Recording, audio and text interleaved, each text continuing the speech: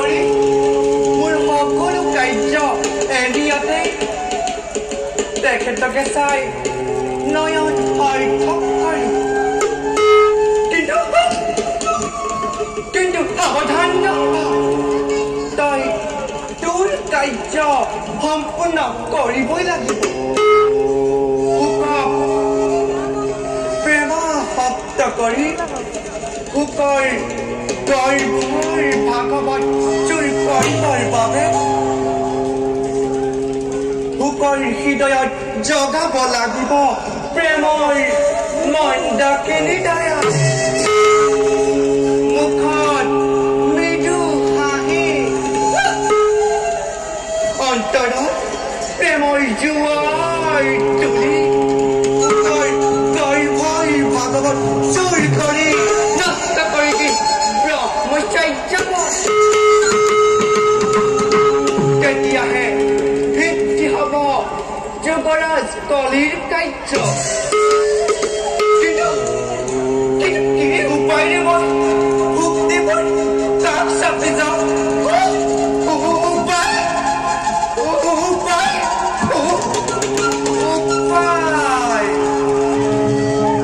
যাও নিজ কৰ্তব্যত মই অব্যাঘ্ৰ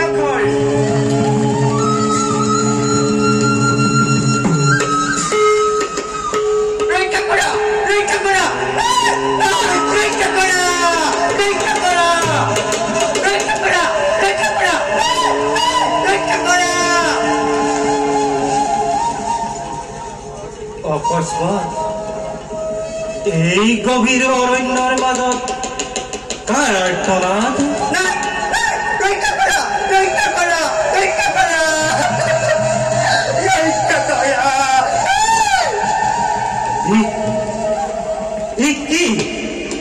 এই গভীৰ অৰণ্যৰ মাজত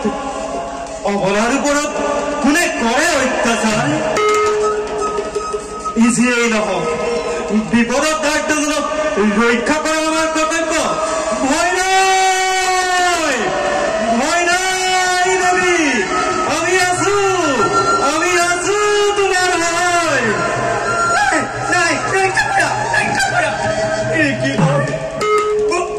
মোক দুষ্ট আঁতৰ পৰা ৰক্ষা কৰক ভয় নাই দেৱী আমাৰ বৰ্তমানত তোমাক কোনেও একো কৰিব নোৱাৰে পিছে তোমাৰ পৰিচয় আৰু ঠিকনা মই অৰণ্যৰ মাজত প্ৰকৃতিৰ সৌন্দৰ্য উপভোগ কৰা এগৰাকী বন দেৱী লিখিবৰ উত্তৰ দিশৰ সৰোবৰৰ কাষতে মোৰ বাসস্থান পিছে তোমাক কোনে বিপদ ঘটাব বিচাৰিছিল আৰু বৰ্তমানে কোন দিকে কৰিলে প্ৰস্থান লিখিবৰ ঘূৰি ফুৰোঁতে মোক কোনোবা দুষ্টই হৰণ কৰিব খুজিছিল হয়তো আপোনাৰ বাট শুনা পাই সেই দুষ্ট পলায়ন কৰিলে লিখিব মোক কদাচিতে নকৰিব প্ৰকৃতিৰ এই নিৰ্জন পুৰাতো দুষ্ট হবাৰই প্ৰাথমিক অত্যাচাৰ তুমি চিন্তা নকৰিবা দেবী মই তোমাক আশ্ৰয় কৰিম পদা লিখিব ইমান সহজ সৰল শান্ত প্ৰকৃতিৰ আপুনি কোন পৰিচয় কৰিবনে প্ৰদান মহামুনি ব্যাপাৰী পুত্ৰ মৰি নাম হোক এই নিবিড় অৰণ্যৰে গৰ্ভতে প্ৰভু শ্ৰী হৰে কৃষ্ণে ধ্যানস্থ হয়ে মৰি প্ৰধান কৰ্তব্য ৰন্ধা তোৰ উদ্দেশ্য সিদ্ধিৰ পথ সুখক প্ৰেমত মতলীয়া কৰি সুখৰ গৰ্ভৰ ভাগৱত চুৰ কৰি নষ্ট কৰি নৰকত বাস কৰাই কলিৰ কাৰ্য সমাপন কৰিব লাগিব তেতিয়াহে সিদ্ধি হ'ব তোৰ প্ৰধান কৰ্তব্য পলম নকৰিবি ৰংগ পলমে কটাব বেগিনি কৰ্তব্যত আগবাঢ়ি যা কৰ্তব্যত আগবাঢ়ি যা কি ভাবিছা দেবী নহয় শুনিছো আপোনাৰ গৰ্ভত হেনো ভাগৱত শাস্ত্ৰ আছে হয় ভগৱানৰে অপাৰে কন্যা মোৰ গৰ্ভতে ভাগৱত শাস্ত্ৰ আছে দৈন্য মোৰ জীৱন যাক ইমান দিনেই হৃদয়ত মই কৰিছিলো ধাৰণ তেখেতৰ চৰণ দৰ্শন কৰি নিজকে মই ধন্য মানিছো হে মোৰ চিৰ পূজ্য আৰাধ্যদেৱ এই অভাগিনীক আপোনাৰ চিৰ দাসী ৰূপে কৰক গ্ৰহণ এয়া এই তুমি কি কাৰ্য কৰিছা দেবী লিখিব এই কাৰ্য নহয় উচিত যোৱা তুমি কিছু বিশ্ৰাম কৰাগৈ লিখিব মন প্ৰাণ সকলোবোৰ সমৰ্পিলো আপোনাক এতিয়া মোক যদি আপুনি গ্ৰহণ নকৰে তেন্তে পুৰুষত্বৰ জীৱন বৃথা হ'ব আপোনাৰ মায়া মোহে আবদ্ধ এই সংসাৰৰে মায়াজালে ভেদ কৰিবৰ বাবে যি পুৰুষে পৰম ব্ৰহ্মক ধ্যান নকৰে তেওঁহে জীৱন ব্যৰ্থ তুমি জানানে দেৱী কামৰ অতি প্ৰফুল্লিত হৈ মানৱে নিজৰ যৌৱন ধন সোণ সকলো ত্যাগ কৰে দেখিবই আৰু শেষত পাৰ্থিৱ শৰীৰো নকৰে কাম কৰে দেখিবই আৰু মানৱে তাকেই বুজিব নোৱাৰি নিজকে নৰক কুণ্ডলৈ আগবঢ়াই দিয়ে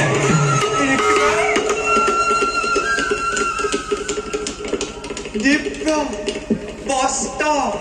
আভূষণে শোভিত নাৰীৰ মনৰ কামনা যি পুৰুষে চাৰিতাৰ্থ কৰিব নোৱাৰে সেই পুৰুষে স্বৰ্গ লাভ কৰিলেও পুণ্য শেষ হলে ধূমকেতুৰ দৰে খহি পৰিব লিখিবই আপুনি জানেনে ব্ৰহ্মা ইন্দ্ৰ আদি মহাদেৱতাসকল আৰু কৌন আদি মহা তেজস্বীসকলেও সাক্ষাৎ ব্ৰহ্মাক দৰ্শন লাভ কৰিহে জীৱ মুক্ত হৈছে সেইসকলেও কিন্তু লিখিবৰ কামিনীৰ প্ৰাণ কুণ্ড উপভোগ কৰিছে তোমাৰ এই ৰক্ত মাংসৰে গঠিত দেহত বস্ত্ৰ আভূষণে পৰিধান কৰি অতি সুন্দৰ হৈ মোৰ মুক্তিৰ পৰ ৰোধ কৰিব খুজিছা ইয়াতকৈ আৰু মহাপাপ কিবা আছেনে দেৱী বাট চটোৱালী সকলো বিসৰ্জন দি মোক মোক ডাকিবলৈ কৰক গ্ৰহণ তোৰ হুৱাৰমণি নহয় নহয় দে নাৰীৰ উত্তেজনা ব্যাঘাত নজন্মাব তোৰ হুৱাৰমণি নহয় দে মোক প্ৰেম দান দিয়ে তোৰ হুৱাৰমণি নহয় দে মোক ডাকিবলৈ গ্ৰহণ কৰক তোৰ হুৱাৰমণি নহয় দে মোক ডাকিবলৈ কৰক গ্ৰহণ তোৰ হুৱাৰমণি বুজিছো তুমি কোনো বন্দেবী হ'ব নোৱাৰা ৰবা হৰি ধ্যানৰ বলে তোমাৰ আচল পৰিচয় এতিয়াই জানি লম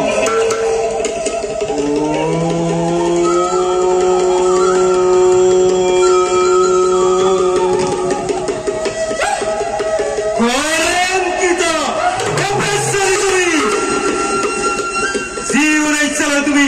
মুড়ি কাপ চাপিছা এই কাৰ্য কদাপিতো ভৱিষ্যতে এনে অভিপ্ৰায় লৈ যদি তুমি মুড়ি কাপ চাপিব খোজা হতগ্ৰস্ত হবা তুমি চিৰকাললৈ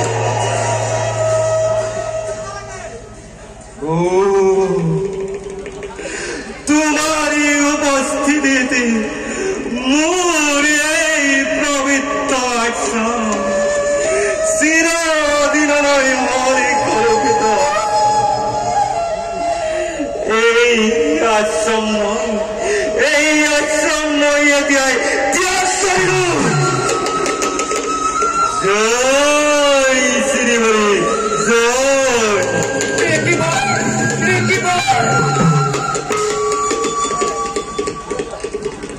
সঁচাকৈ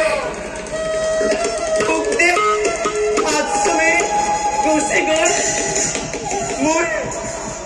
এই বহুনি ৰূপেও মোক ফুল নিয়াব নোৱাৰিলো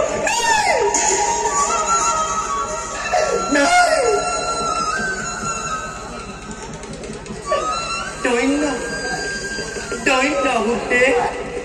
ধন্য তোমাৰ ব্ৰহ্মচাৰ্য কিন্তু যংগম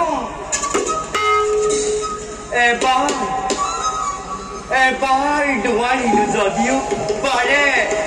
বাৰে চেষ্টা কৰি হ'লেও মোৰ কাৰ্যসিদ্ধি কৰি যাওঁ মোৰ আগন্তুক কৰ্তব্যত অৱয়ব হয়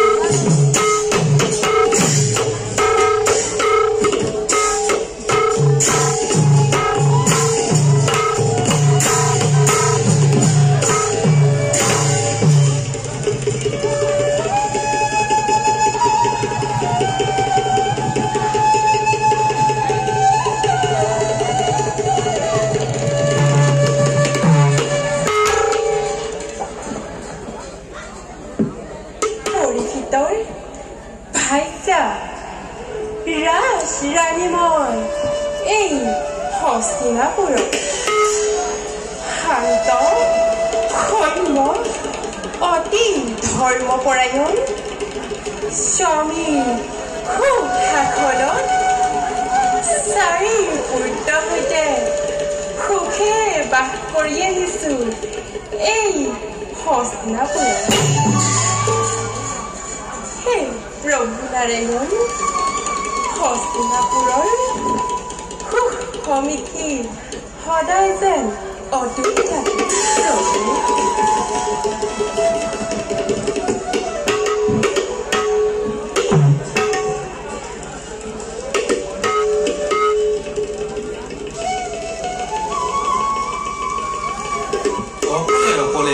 কি ভাবি আছা প্ৰিয়তমা নাথ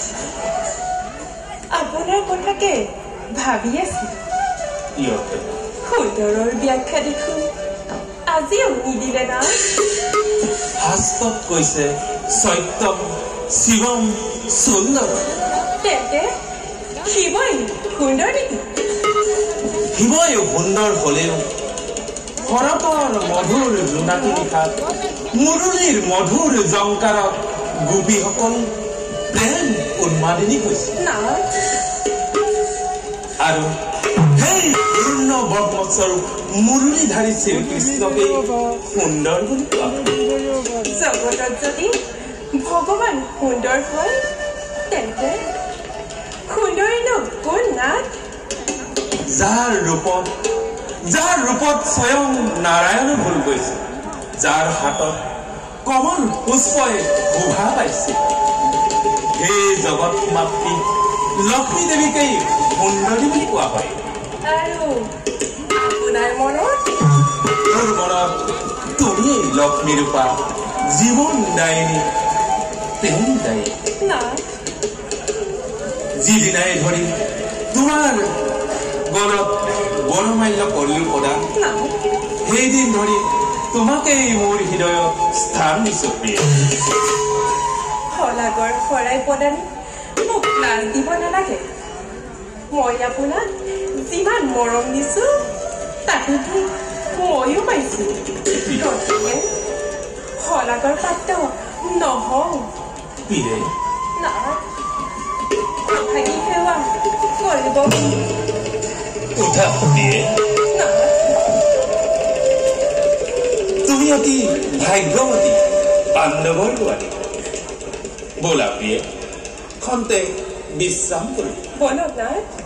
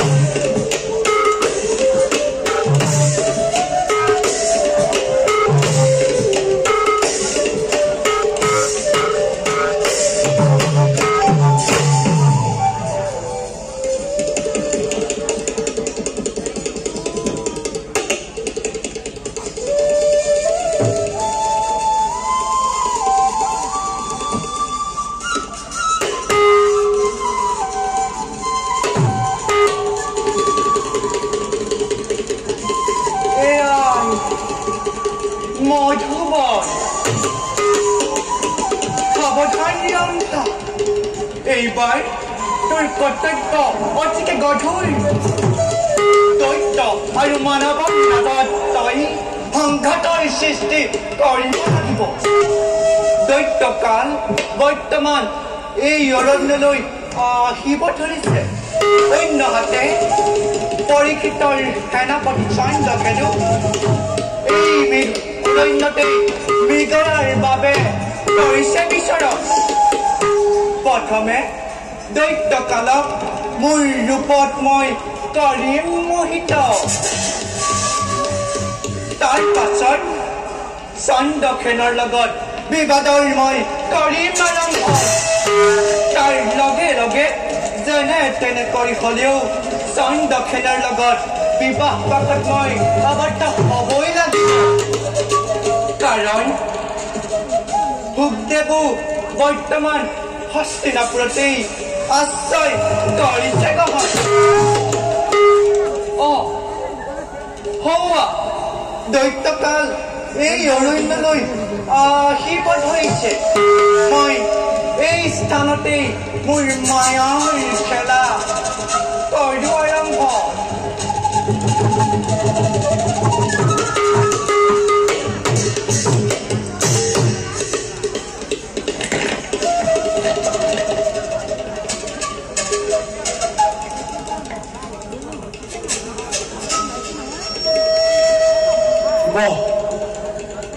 মধুবন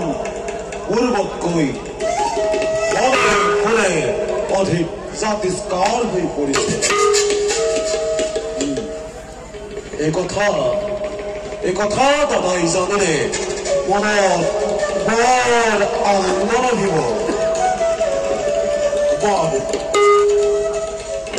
আৰু কিছুদূৰ আগুৱাই গৈ মই মধুবন কলম দেখোঁ।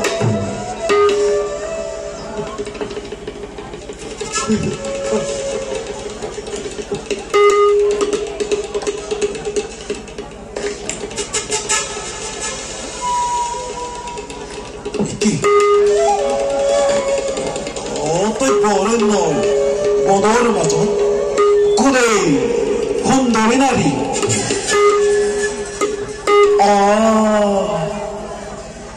কিয় কৰিব সুন্দৰী সৰগৰ অপেক্ষা যে নামি আহিছে সাক্ষাৎ।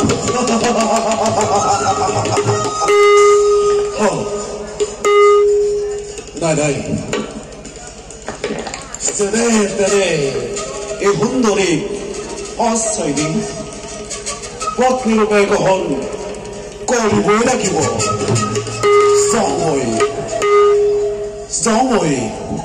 নকৰি পৰম সুন্দৰী প্ৰেম আমি কৰো নিবেদন।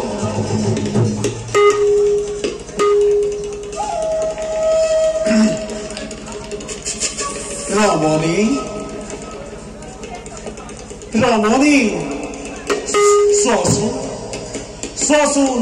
কোন আজি বিদ্যমান তোমাৰ সন্মুখত। কোন চোৱা কোন আজি বিদ্যমান তোমাৰ সন্মুখত। কিবা হয়তো উপস্থিত হৈছাহি বনদেৱীৰ কাষত। আঁতৰি যোৱা, তাকুতি কৰিছো, আঁতৰি যোৱা।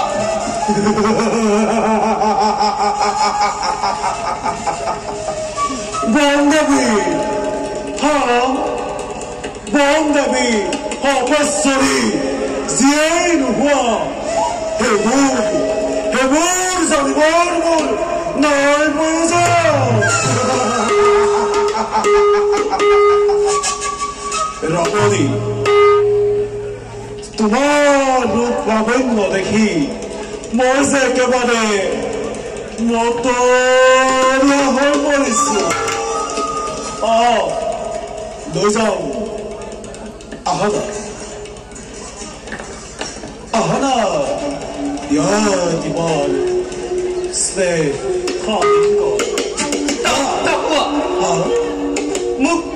মোক স্পৰ্শ নকৰিবা, মোক স্পৰ্শ নকৰিবা। ৰক্ষা কৰা, ৰক্ষা কৰা, ৰক্ষা কৰা। কাক মাতিছা এই বনৰ মাজত বহু দূৰ দূৰলৈকে পক্ষী বাদে কোনো নাই।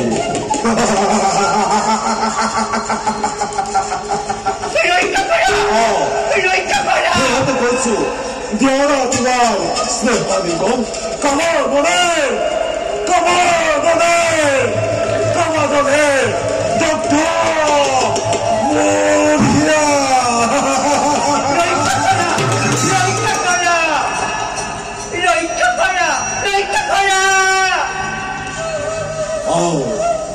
দিয়ৰা তোমাৰ স্নেহ হৰিগণ তুমি কেৱল মোৰ নজন তোমাক মোৰ ৰাজ্যলৈ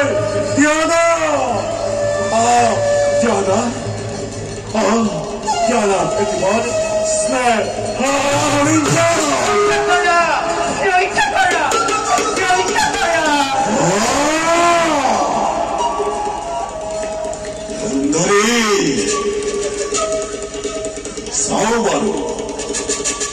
চাও বাৰু কোনে তোমাক ৰক্ষা কৰিব পাৰে কালৰ হাতৰ পৰা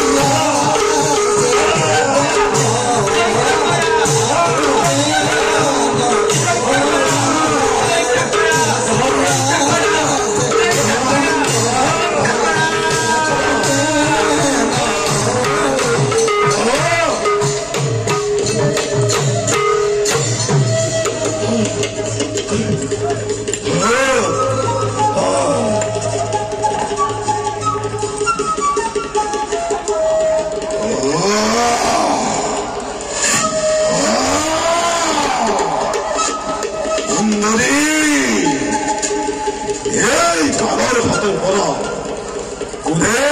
তোমাক ৰক্ষা কৰিব চাও বাৰু চাও বাৰু কোনে তোমাক ৰক্ষা কৰে